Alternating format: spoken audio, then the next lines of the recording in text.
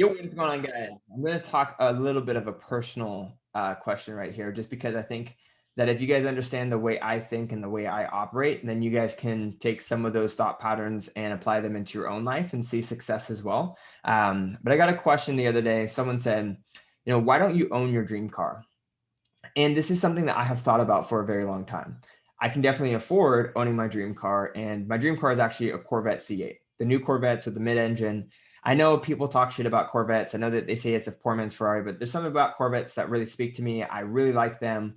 And I used to not like them until like the most recent models, the C7 and the C8. I absolutely love them. And so I don't really care what anybody says. That's my dream car.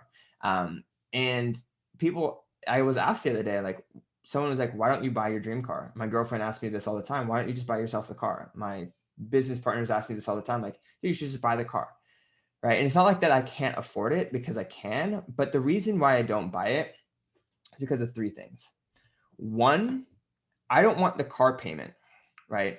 So if I buy my dream cars anywhere between 500 to 1,000, maybe even $1,500 per month on a car payment. I've actually looked at into owning a Lamborghini. It's not too expensive. Like, I could actually own a Lamborghini right now if I wanted to on a lease. Like, I can do it.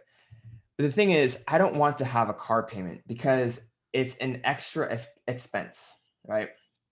And that's like 1,500 bucks that I can invest into my business every single month, right? And so the car payment alone is like an extra expense added on my monthly expense sheet that like I don't need to have, right? The other thing is that I don't want the mental thoughts of having to own something, right? Because whether or not like I'm paying for it, that car still takes space in my mind that I have to be responsible for this thing and take care of this thing and, upkeep it. And it's just a responsibility that will take mental clutter in my brain. And so if I can free up that mental clutter in my brain by not owning it, then I can actually use that energy and time and mental space to focus back on my business. And then the third thing is like, I don't really care about having material items, right? For me, I don't get value from owning flashy things or trying to impress other people. I heard a quote one time that says, when you pull up in a sports car, what people think is how they imagine themselves in that sports car.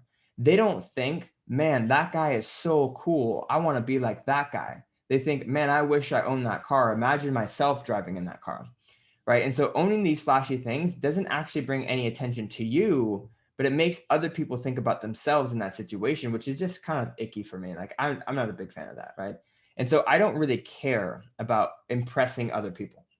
So those are the three reasons why I actually don't own my dream car.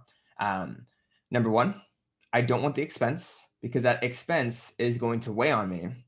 Let's say I have a bad month in business, right? Well, now I'm not able to save as much money, and I'm also spending more because I have more expenses than I need, right? So I don't want the expense. The second thing is I don't want the mental space clutter of owning something and having to be responsible for something, right? And the third thing is I just don't care about impressing other people.